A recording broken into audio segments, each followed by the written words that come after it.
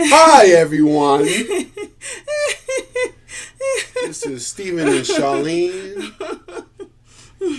Right back at you by popular demand. Oh, really? Know that? We've gotten so many positive feedback from all of you from our last video. We thought that we would make another one, and today we're making a special one in honor of Valentine's Day. And Charlene, continue. Me continue? Yes. This was your idea. He wanted to talk about different things. And one of the stories he wanted to tell you was how he had a hard time expressing his feelings. Because I think we said this before, right? How I wanted to hear you. Did we tell them that right? That I wanted to hear you say I love you all the time? No, I don't think we told them that. No, we never told them that story. And so he wrote a song just with the 3 letters, I love you, and then it expressed his feelings for me. The only way he could do it was through music and song. And then after we got married, he tried to express it without music. Do you want to show them what you did? You know. Well, let me give a little bit more of a backstory. You know, and again, in honor of Valentine's Day, that one of the things that attract people is, that person attracts us. They're beautiful, they're talented, and we kind of like when we get married or we get together. It can be kind of a selfish thing, and or I love this person because. And then when you get married, then it could be a different story. Well, that person, it doesn't do like they used to do. They're not as pretty when they wake up in the morning, or handsome, and so forth and so on. So it's like the honeymoon is over. Yeah, the honeymoon is over. You're not putting your best foot forward anymore. Now you're seeing the real person. So one of the things is I was definitely guilty of that. When I saw Charlene, I don't know if we told them this story. When I first saw this Charlene, she had a slit on her skirt and fishnet stockings and high heels. And man, that girl I was attracted, still am, but then I was like, va va boom. And so, eventually we got together. If you watch our videos from before, we eventually got together. And then, but one of the things the question is, was that true love? That was the question. Oh. And so... because a lot of times, the truth is, I think people get married for selfish reasons. And I think we all do this. Is that usually the first thing that's there is an attraction. And then after that, you get to know the person. But what's going to physically attract you to the person is how they look or a talent you saw them do. You're just not going to, if the person is not all that, so to speak, honestly, you don't notice them. And again, if physically, whether it's physical appearance or whether it's a talent, oh, you heard that person sing, or you heard that person speak, or whatever. So we get married for selfish reasons, expecting the other person to fulfill our needs and our expectations of love. And you have to come to a point in the marriage where I'm not marrying you because of what you can do for me. If you truly love the person, you want to make that person happy. Right. So I learned that the hard way. And, So one of the things is my wife. She's kind of touchy feely. She's romantic, a very affectionate person. Me, at that point in my life, I was not. I wasn't the case. I mean, I was touchy feeling before we got married. I was very touchy feely, but afterwards, the honeymoon is over. So one of the things she wanted to hear all the time was "I love you." She would say that to me. She would say that to her daughter. She would, "I love you, Charity. I love you, Stevie. I love you," and everybody was "I love you," and so she used to say "I love you," and then when I wouldn't answer her back, she would like, "And do you have something to say back to me?" And so I had to, in order to stay in the marriage, I had to say it. That's not true. I accepted you for who you were. Yes, it bothered me, but it wasn't like I'm gonna leave you because of it. I mean, I knew you were like that before we got married. But we always have this thing that things will change after we get married. That wasn't the case. So one day she would go to me. No, actually, we went to bed, and you just leaned over to me and said, "No, was that how it happened? No, but I didn't." What are you talking about? When I finally said I loved you back, I mean, that was in the bed. Yeah, we would go. We had both went to bed at the same time to go to sleep, and you just leaned into me and you said, "I said, I love you."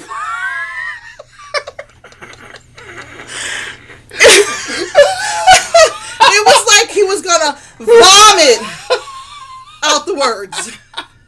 It's true. He was like, I love you. I was like,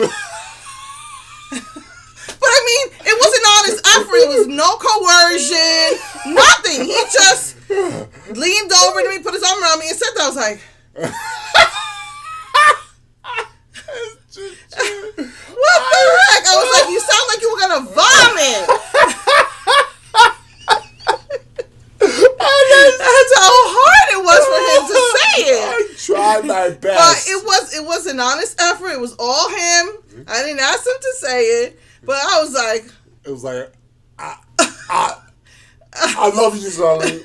I was like, oh my goodness. Oh my goodness. And how long did that last? How long that took last? A lot of effort. I used to do that. Well, you did it that first time. Then after that, he said I love you normally, but it didn't come often enough. At least not often enough for me. I think until like after 10 years of marriage. Right? That long? I think it took like 10 years of marriage for him to say I love you. In a regular way. I think even a couple of times he even called me from work just to say I love you. And I was like, who are you and what have you done with my husband? But one of the things that we learned, we when we first got married, we bought this book called "Love Is Not a Feeling." Remember? Yeah, it was a book about love, right? And then it said that love is, I mean, when you are attracted or when you can fall in love, but that is not true love. And there are many different kinds of love. You have, the love of a parent, the love of a child, the love of a friend. Then you have a lustful type of love or a romantic type of love. So go ahead. Well, and so that's what I've had a mixture of all those loves before. But we learned that a true love is actually, if you look up the word love, it means, you taught me this. Benevolence. It means benevolence, which means wanting what is best and good for the other person. That's true love. That is true love. And then the feelings kind of come afterwards. The feelings are like icing on the cake. Yeah. The cake is the love, and then the feelings, that romantic feelings, it can come and go. But you can eat a cake without frosting. So that's what true love is. If you truly love that person, that love is always going to be there, even if you get into a horrible, ugly fight. Right. You still love that person. Exactly. You might not have romantic feelings at the moment. You might have the opposite. You might want to kill a person, but the love will still be there, even though you fight. Exactly. And so even when we fight, at the moment, those emotions, like I said, they're unpredictable. They can be like you hate the person because it's just emotions. Because when the emotions subside, then it's like, I can't live without you, baby. You gotta come, please, baby. I love you. Not like I love you. and that's one of the things I learned. Is Charlene, actually, with Charlene and only with Charlene, the true love. She's the one that taught me how to love. I love her with all my heart. I don't know if I showed him that. I honestly just think it was God. I think it was the Lord that helped you. I think between me and the Lord, I just really think that that's how you finally learned about what true love was about. Yeah, she and God trained me well. I don't even know where that comes from. You know it's true.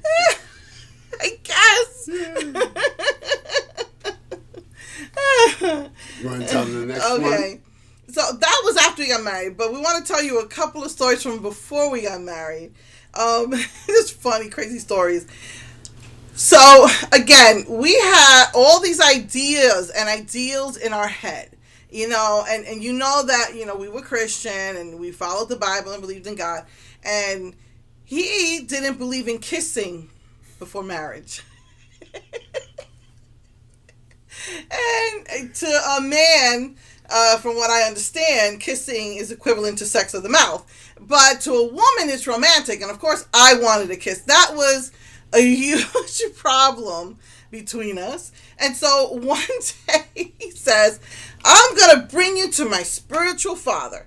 And this guy, he worked with you, right, for years, trying to help you grow as a person, grow as a Christian. And so we went to his spiritual father's, office for, I guess, premarital counseling or whatever. And they spent like 3 hours, or I don't know how many hours, it was at least 2, explaining to me why a girl and a guy shouldn't kiss until they get married, how a man has sex on the brain all the time, Christian or not. They've got sex on the brain all the time, and that it was dangerous to kiss before marriage, and blah, blah, blah, blah, blah, blah, blah, blah, blah. And it was rough for me, because my ideas were, but if you're a true Christian, you don't have to worry about that. If you're a true Christian, you wouldn't be thinking like that. And so these are the things that were going on. After all of that, we get on the train, and I'm kind of downhearted about it. I said, so, you're never going to kiss me? It's just craziness, right? You want to say the response, or do you want me to tell them? No, you tell them this story. This is your story. I don't have nothing to do with it. This was your idea to do all of this. But anyway, he said, after all of that, he says, you crazy if you think I'm not kissing those luscious, sexy lips of yours.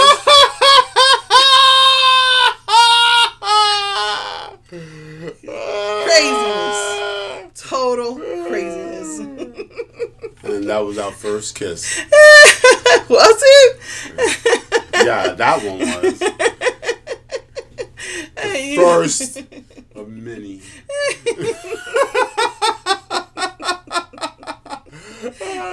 And then you wanted to tell the next story? So we were talking about love and true love, and trying to what true love is the real essence of love is wanting the good and wanting the best for the person. It has nothing to do with the feelings. It's a choice. I mean, feelings is the icing on the cake. If you make the right choice, you're thinking the right thoughts, you're going to have nice, good feelings. But, so there was this time, so we told you about the story about the first girl, I don't know if you got to check out our other videos. Yeah, the first girl that I just fell head over heels. It was her friend. And so after we went through that whole drama of getting involved with her friend, getting my heart broken, you know, and she crying, and you watch all the videos and we'll tell you all the gory details. She, you know, she didn't I don't know, want the revenge, but it was like I think we were just talking. It was after one of those sessions with Daryl, with your spiritual father. And we were talking about exes. We were in downtown Brooklyn. And where we lived, how far was it? About 50, 60 blocks away from where we lived. So that's probably about, 3 miles? Maybe. Yeah, because I think about 3 miles. 20 street blocks is about a mile. Maybe. I know so it was about at least 3 or 4 miles. Yeah, So she... Well, he brought up exes. He started bringing up my ex. You know, asking me questions. I guess he wants to be sure, you know, are you sure? You know, because he was my ex-husband for 4 years. You know, how do I know that you don't have feelings? And so he started bringing that up and kind of getting on my case about it. So I was like, it was like a record. Excuse me?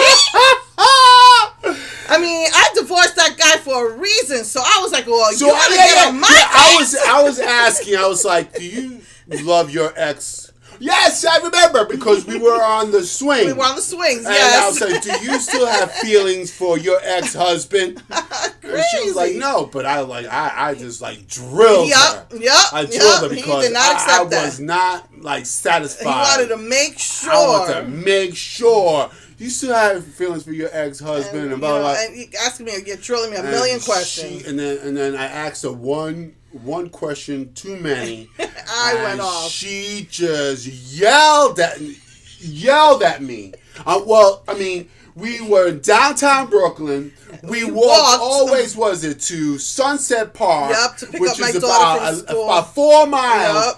And she just yelled at me and scolded me for the whole 4 miles about what I did to her, about the getting involved with her ex. I was like, you gotta get on my case. You went out with my friend. You knew I had feelings for you, and you took her to the Valentines Day dinner, and I just went up. You broke my heart. I cried myself to sleep.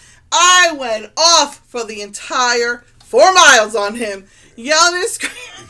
She was I didn't care. It's New York. Nobody cares. Spit fire. Yeah, nobody cares. You're yelling and screaming. I yelled and screamed at him. No, just everybody, probably looking at us. It was normal. We're in New York. That's normal. And I just kept my mouth shut.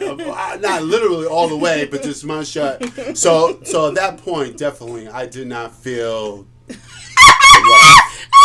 started it. Did not feel the love.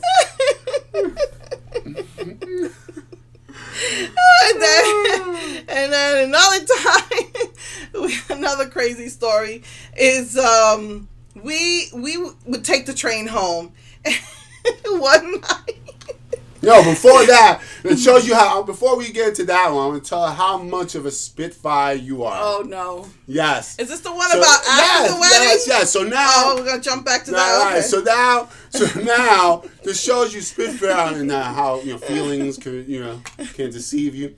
Well, we go. So after we get, I'm still in love. After she did her thing, we got married, and now we're married. The honeymoon's over. And whatever. And apparently, I made a mistake. So I made a mistake. Whatever I was. She goes, I want to discuss, this is after we're married now.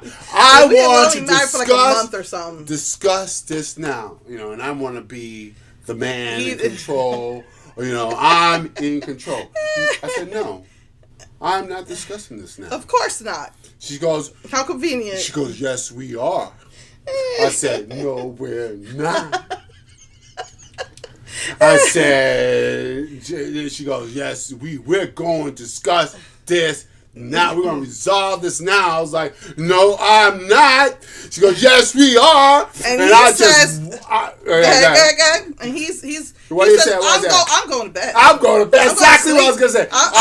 And I just said, I'm going to bed. And I walked away from her. Now, what was that? What was that? I walked away. I left her standing in the living room, but not for long. That's right. She ran after me. I don't have to run. It's like, 10 feet? I just stomped. Stomped after me. I ran the door. I think I might have closed the door behind me. Went into the bed, because this was at night. Put the covers on me. Ready to go to sleep. Put the covers on me. I don't think and put my head in the pillow, and all I hear is boom, boom, boom, boom, boom, boom, boom. Open up the door, comes in, boom, boom. We are discussing this now. And he's like, and I just said nothing. He just turns over like a sleep. I turned my head over. That's what you did. What? She went down. She grabbed the my blankie, and said, pull with one swift pull. Whoosh!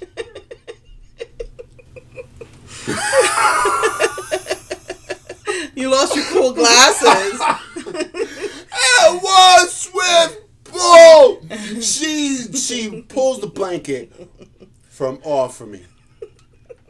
So I am laying on the bed, flat, with no blanket. And I continue to ignore her. Or at least I tried to. Continue to ignore her and just lay there, no blanket, my head on the pillow. And she goes, we're discussing this now. She went underneath my head, grabbed the pillow, and said, whoosh! I can't understand. How could you sleep? I'm laying there. I know I wasn't going to sleep. I lay there flat on the bed, no blanket, no pillow, and she's yelling and screaming at me. And he still didn't want to talk about it. So I don't even know how. I don't even know if it was ever resolved. All I know is that she tortured me. What was the next thing I tried to do? You tell me, because I blocked it out for sanity. You're the one who reminded me that I tried to pull the mattress out from under him. Yes.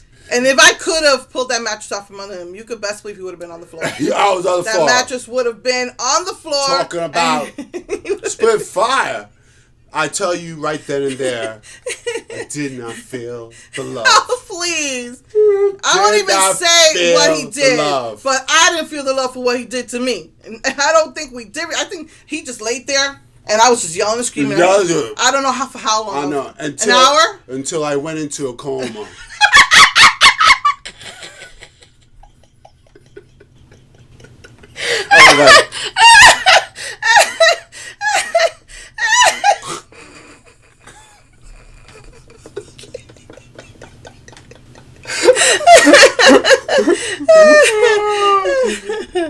Yeah, I don't think we did resolve. I think you finally fell asleep as I was screaming and yelling at you. Oh, it was crazy. That's and she's calmed down a little bit. I mean, we're still going to see Haywire for Valentine's Day. That was your idea! Yeah, you know you're looking forward to it, so come on. Don't even try. I am. You're looking forward to it. I love where girls kick butt. Those are like my favorite movies. Well, go, and kick second favorite. And the woman gives the man a beat down. Yup, I love them. She loves those movies. That's the truth.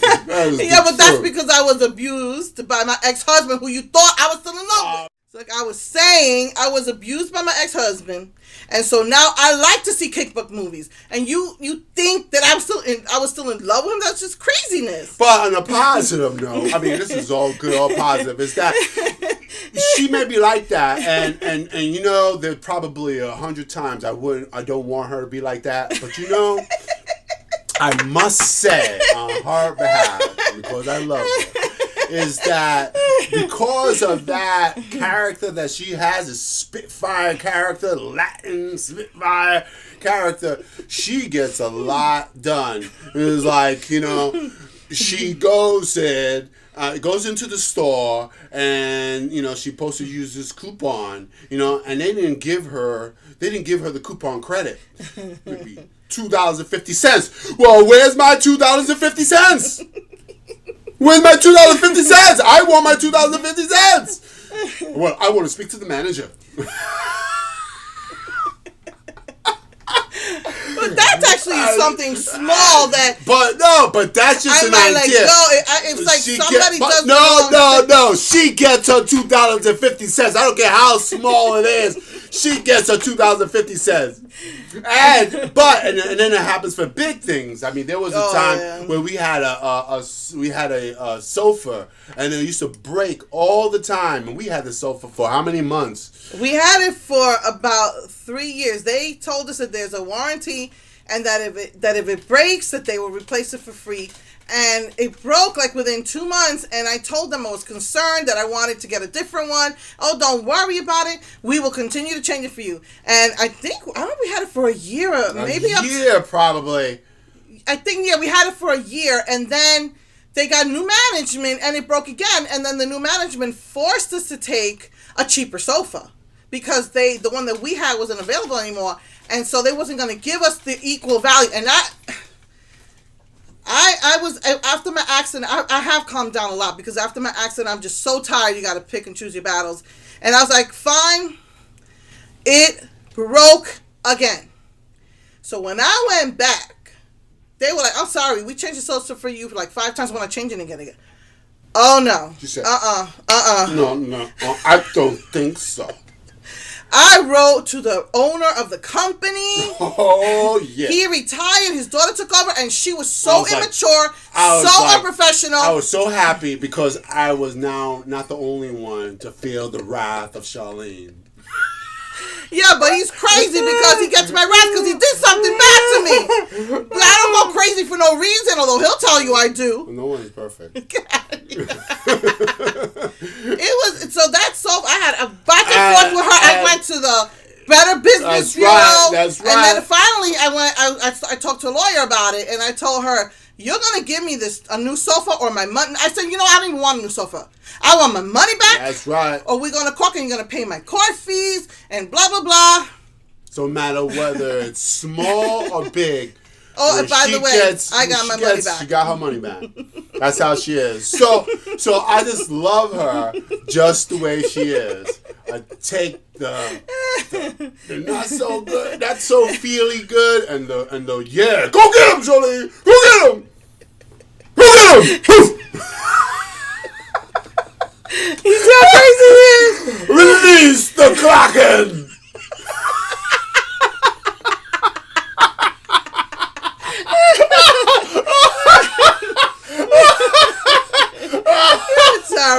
You're terrible. So I love her just the way I don't want her to change. And finally, and as the last story, we jumped back and forth from married to not married. But when we was dating, we went to so many places together. And one day, I don't know if we were coming back from a dinner or from church, probably dinner because I wasn't with my daughter that day. And we were getting out of the train station, and this drunk. Now the train station is 2 blocks away from my house, and this drunk guy comes. He's in Spanish. He's saying, "Hey, pana, how you doing, bro?" And he goes to hug my husband, and my husband's like, "Yeah, baby, a peace, love, baby, peace." And and I was like, "You know that guy?" He said, "No."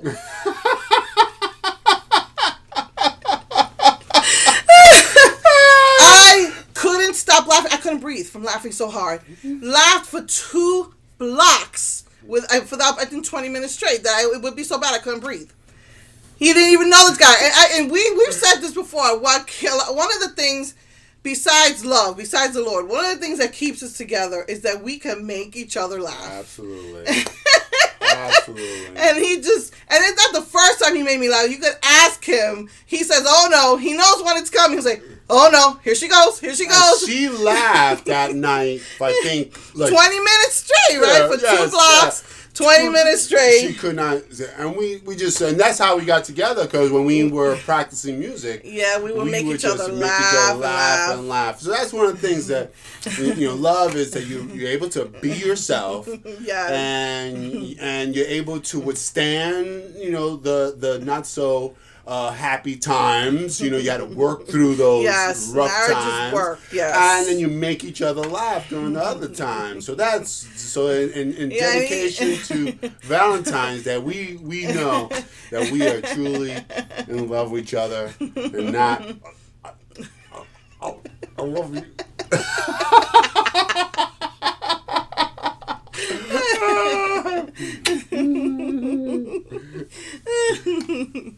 Happy Valentine's Day. The birth of the song was me and Charlene had a deep conversation, as usual. And what happened was she was making a point, and it was usually every lady, I think, shares this point, and that is, they say that ladies like to hear "I love you," often. Is that right? You're supposed to be a testimony, man. So hear that, men? And me, I'm my sister knows me. I'm real, stern person, and I'm really serious, and to get mushy all the time is really something, a task for me. Until one day we just, we just naturally just fell in place, and instead of just saying "I love you" to her, I made this song for her.